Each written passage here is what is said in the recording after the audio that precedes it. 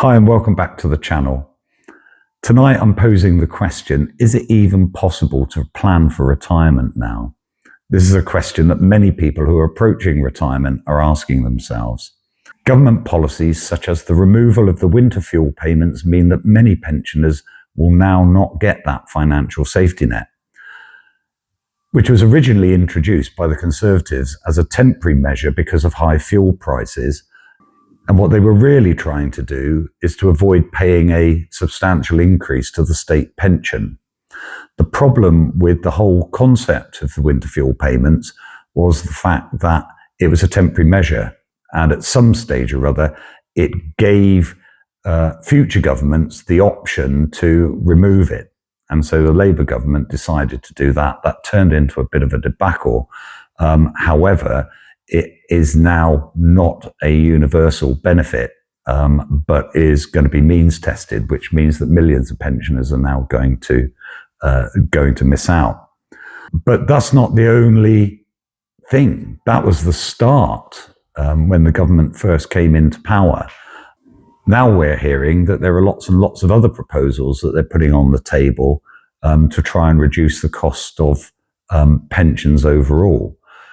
Recently, there's been a lot of talk about means testing the state pension, and that would mean that the state pension is no longer universal and that people paying national insurance contributions will not get the benefit that they had expected and were probably relying on in old age.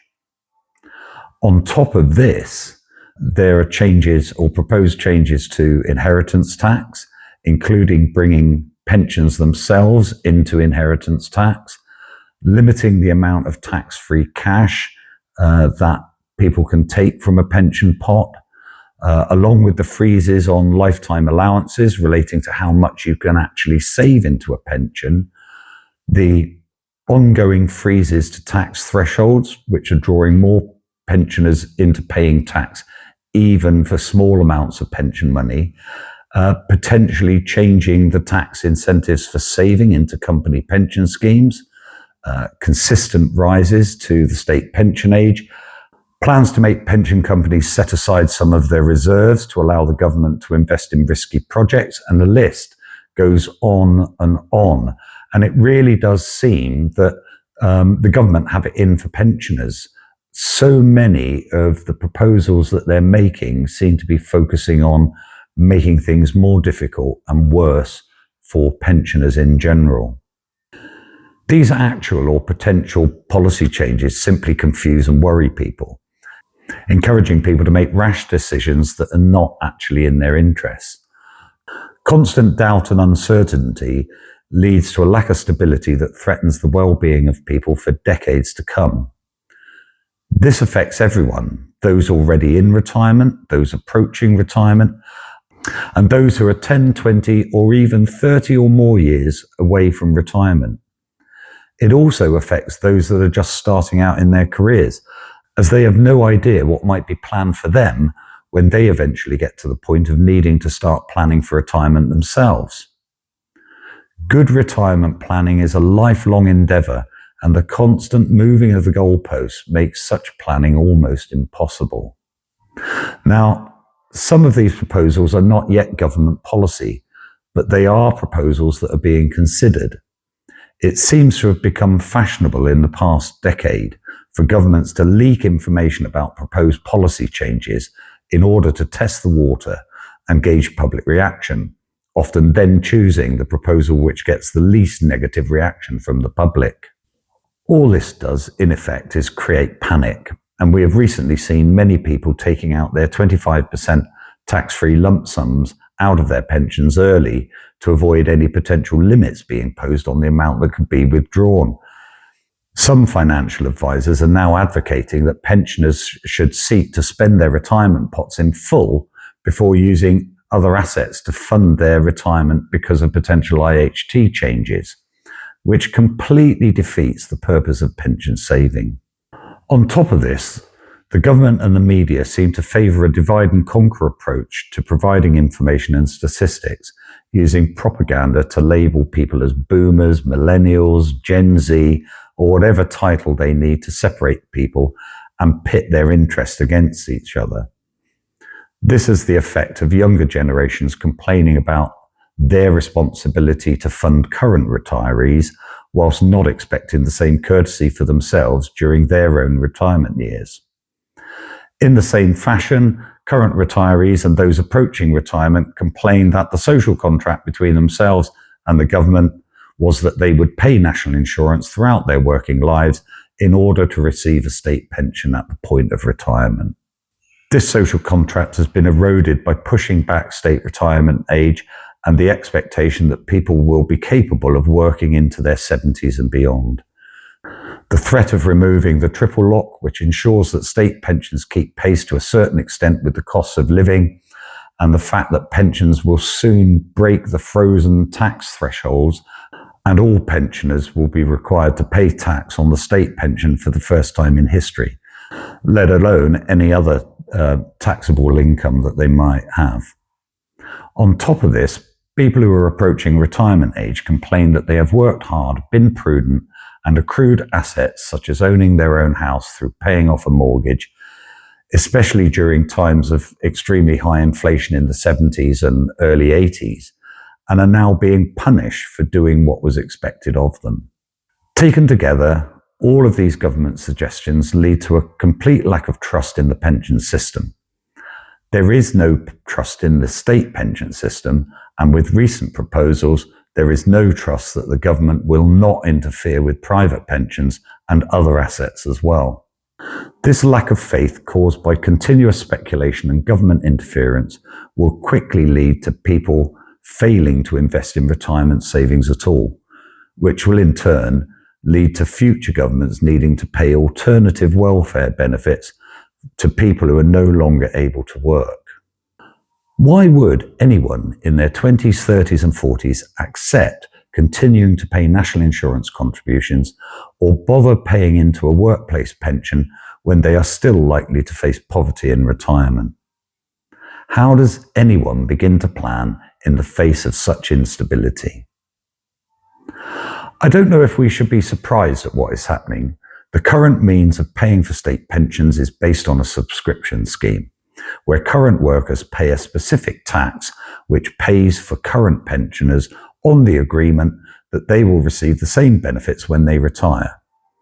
Governments are now trying to renege on this contract because they have not used the money collected to invest in the future of pensions, but instead use the money to spend on their pet projects, treating NIC contributions as part of general taxation. From my perspective, in the current environment, rather than give up, it is more important than ever to plan. As I always say, having a plan is better than having no plan at all. It is always possible to adapt and pivot, and any savings are better than none. I think it's important to become financially educated and to begin to understand what options are available. Traditional planning might not be appropriate any longer, and it seems that we can no longer rely on the state pension as a major pillar of our retirement income, as it is pushed further and further out of reach and becomes less valuable over time. It may seem that dreams of an early retirement need even more careful planning now, and you should start as early as possible. People in their 20s and 30s need to start seriously considering their retirement goals and not rely on governments to help them.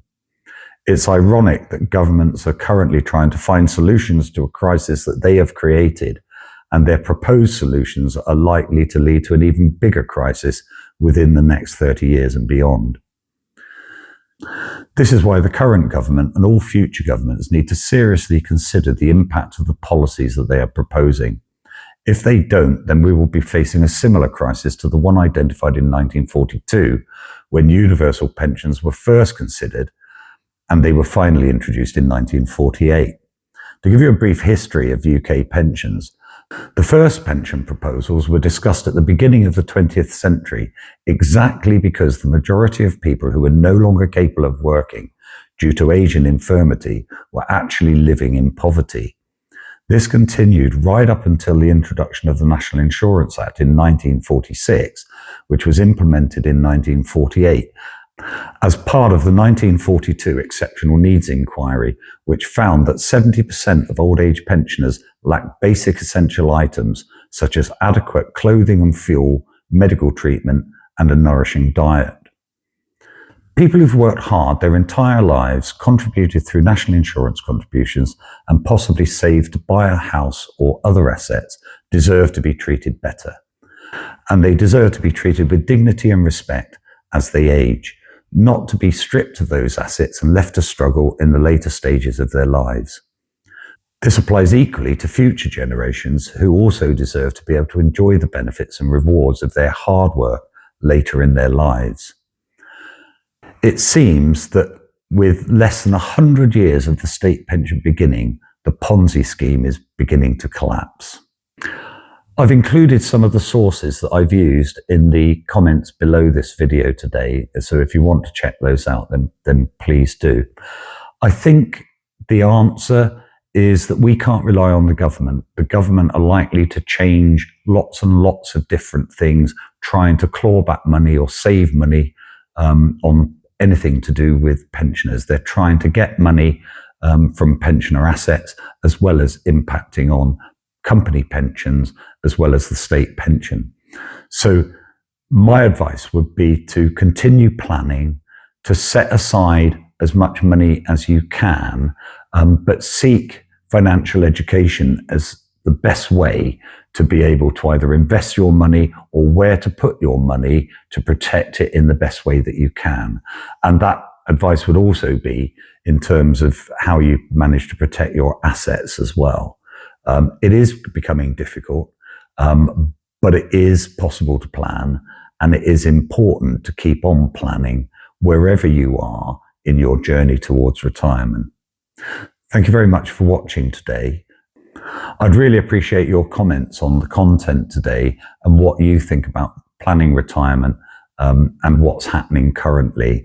And if you've got any suggestions about how you're approaching your retirement and your retirement planning and your retirement savings, it would be really interesting to see your views and what you think about the current situation.